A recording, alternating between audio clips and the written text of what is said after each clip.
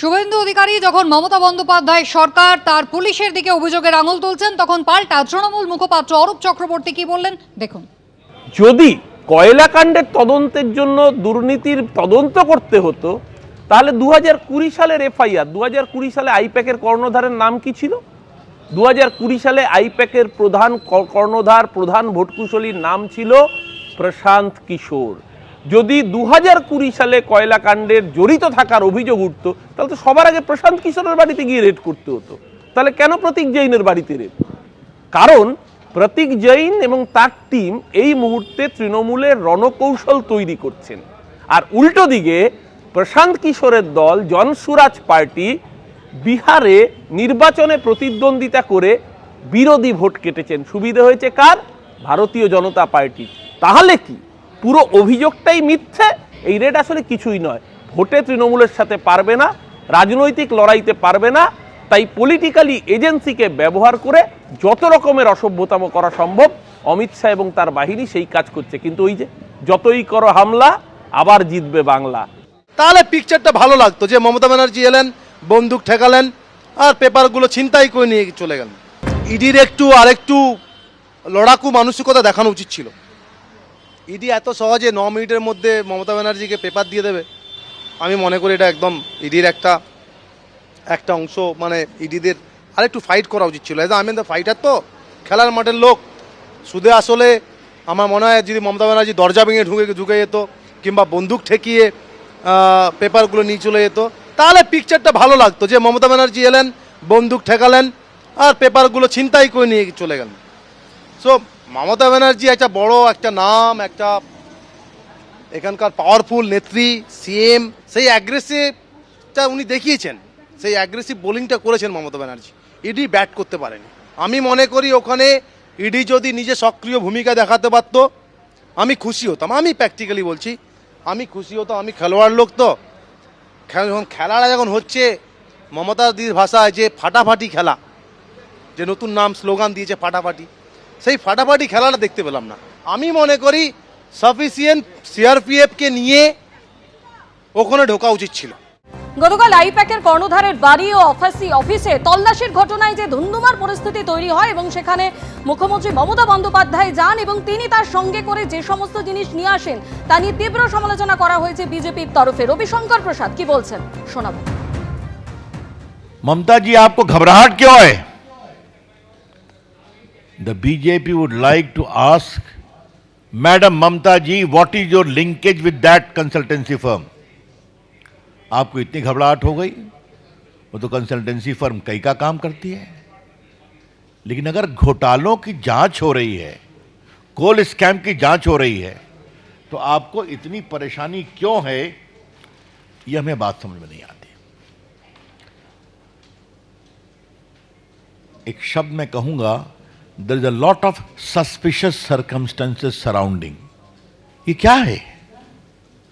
तो अगर ममता बनर्जी सारे नियमों, कानून, लोकतांत्रिक मर्यादा को तार तार करके गई हैं, तो वहां कुछ बहुत सेंसिटिव था जिसको निकालना जरूरी था। স্ক্যাম যেটাই মূলত কালকে এসেছে, হাওলা কেলেঙ্কারি এবং লালার যে বড় স্ক্যাম, বিনয় মিশ্র চলে যাওয়া, এটা যে বড় স্ক্যাম, সেই স্ক্যামে দিল্লি থেকে যে তদন্তকারী অফিসাররা মুখ্যমন্ত্রীর আত্মীয় স্বজনদেরকে ডেকেছিলেন,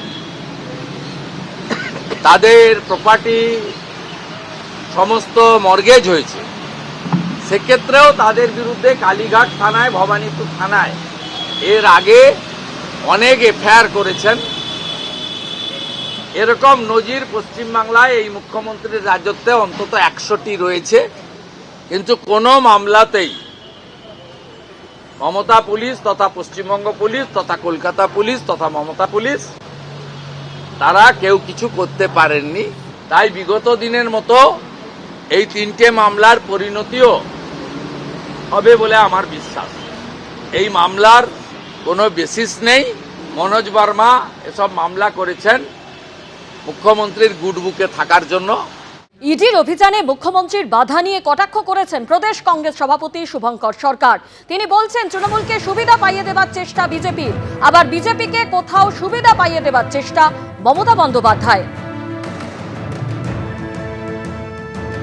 ইডির অভিযানে মুখ্যমন্ত্রীর বাধা নিয়ে কটাক্ষ শুভঙ্কর সরকারের। তিনি বলছেন ইডি বনাম দিদি পুরোটাই নাটক। এটা একটা ড্রামা চলছে, তার কারণ বিজেপি এই সমস্ত কাজ কারবারের মাধ্যমে ইডিকে দিয়ে যা করছে তাতে তৃণমূলকে কি সুবিধে পাইয়ে দেওয়ার জন্য এই কৌশল। আর তৃণমূলও যা পদ্ধতি কায়েম করেছে তাতে বিজেপিকে আগামী দিনে তারা যাতে কোনো সুবিধে পায় তার রাস্তা তৈরি করে দেওয়া। আপনারা শুনলেন যে একেবারে ইডির ভূমিকা নিয়েই কিন্তু প্রশ্ন তুলে দিলেন একেবারে বিজেপি বিধায়ক অশোক দিন্দা, এবং যেখানে তিনি বলছেন ইডির আরো লড়াকু মানসিকতা দেখানো উচিত ছিল। অন্যদিকে ইডির তরফে হাইকোর্টে যে পিটিশন দাখিল করার হয়েছে তা আজকেই শুনানির সম্ভাবনা রয়েছে। সরাসরি আমাদের প্রতিনিধি প্রকাশ সিনহা আমাদের সঙ্গে রয়েছেন। প্রকাশ, ইডির তরফে যে অভিযোগ করা হয়েছে, একাধিক অভিযোগ সেখানে দেওয়া হয়েছে, কিন্তু পিটিশনে যে কথা বলা হয়েছে ঠিক কি বলেছে বিস্তারিত জানাও। দেখো, তোমাকে বলে দেবো আর কিছুক্ষণের মধ্যেই শুনানি শুরু হবে। আজকে সকালবেলা যখন কোর্ট স্টার্ট হয়, ইডির আইনজীবী সেখানে গিয়ে দৃষ্টি আকর্ষণ করেন, মেনশন করেন, এবং তিনি মেনশন করেন যে ইডির তরফে পিটিশন ফাইল করা হয়েছে। এবং তখনই বিচারপতি শুভ্রা ঘোষ তিনি বলেন যে 2:30 নাগাদ এই মামলার শুনানি হবে, এবং সঙ্গে সঙ্গে অন্য যে পিটিশন ফাইল হয়েছে এই মামলায় রাজ্য সরকারের তরফে, সেই পিটিশনও কিন্তু শুনানি হবে। দুই পিটিশন একসঙ্গে শুনানি হবে।